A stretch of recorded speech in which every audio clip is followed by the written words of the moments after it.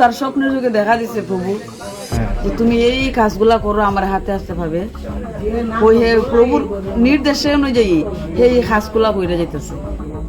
তাই হ্যাঁ ডিউটি করতে দেয় না তারে, আচ্ছা প্রায় 1 বছর ধরে ডিউটি করতে দেয় না। আচ্ছা আচ্ছা।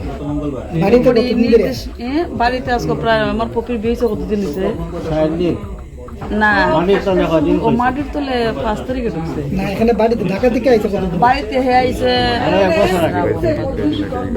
ও প্রায় 1 বছর হয়ে গেছে। আচ্ছা, আপনি যে ইনফরমেশন দিচ্ছেন খেতে খাওয়া যাইতেছে না 21 দিন পরে, তখন আমি আবার ওই বিদেশে সবাইরে আমি কইছি দাওয়াত দিতাম, অনুষ্ঠান হইব, কীর্তন হইব, সাংবাদিক থাকবো, হ্যাঁ আমার অফিসিয়াল লোকজন থাকবো, আমার প্রশাসন থাকবো।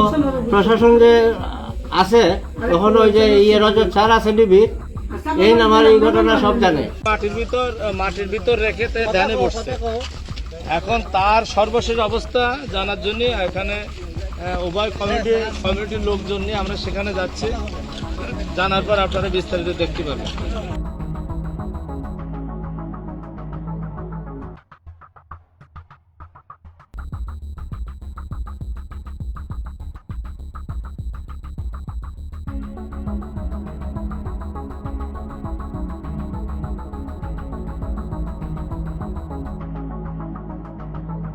সবাই জানতে চাইছিলেন, আপনাদের নিয়েই গেছিলাম ওখানে।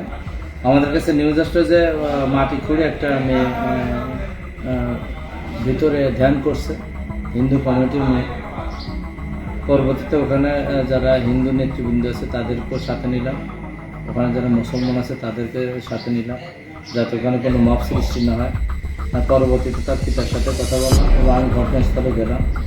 যাওয়ার পরে দেখলাম যে মেয়েটা যেভাবে শুনছে আসলে সেভাবে আছে। তবে মেয়েটা যেখানে বসা আছে সেখানে একটা বড় অংশ উপরে খোলা এবং ভিতরে তাদের ধর্মীয় যে অনুশাসনগুলো আছে এগুলো দিয়ে তারা ধ্যানে আছে।